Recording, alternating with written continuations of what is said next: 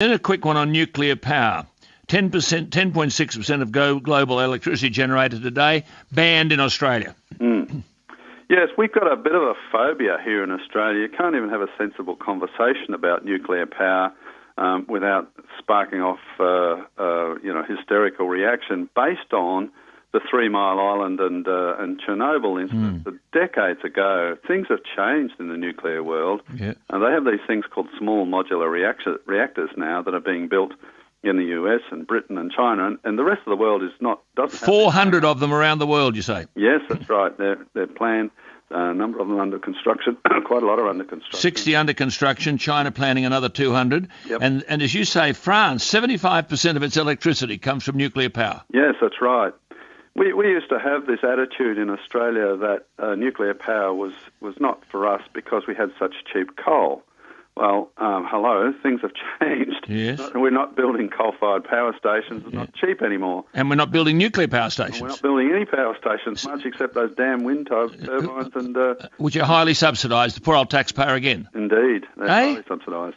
Good God. And then, of course, this other point that you made, which I think is very, very interesting, the secondary industry based on the safe storage of the byproducts of nuclear energy. I mean, as you say, we've got uninhabited, geologically stable land in WA, South Australia and the Northern Territory. We could become the world leaders in the field of nuclear waste storage, but more importantly, make a big quid out of it. We could. We can make a lot of money out of it. But the fact that we don't is a reflection of this nuclear phobia we have in this country.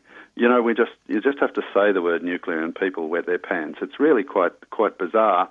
Other countries seem to be quite comfortable about it.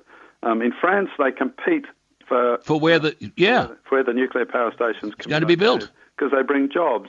Here, all we want to do is store some, often just medical waste, not even nuclear power station waste, and there's a giant pants-wetting episode goes on. Yeah, and so it's the same, isn't it, with energy generally? I mean, we've got half the world's known uranium deposits, so we export uranium to other nations so they can have cheap electricity. We export coal to other nations so that they can have cheap electricity, and we demonise both of them in our own country. Yes, you would think we were determined to head towards the economic cliff, wouldn't you? Well, I think we are. I mean, we're the only G20 country with a blanket ban on nuclear energy.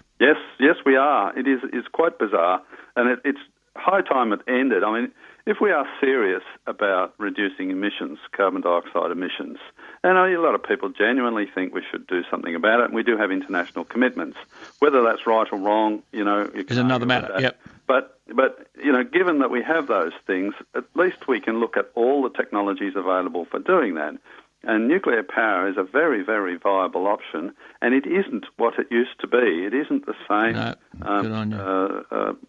It doesn't have the same issues from Chernobyl and 3 Mile Island. It's completely different technology. Good on you. Always great to talk to you. Thank you, Alan. You're most welcome. Senator David Leyonhjelm, who says if we are genuine about tackling the energy gap,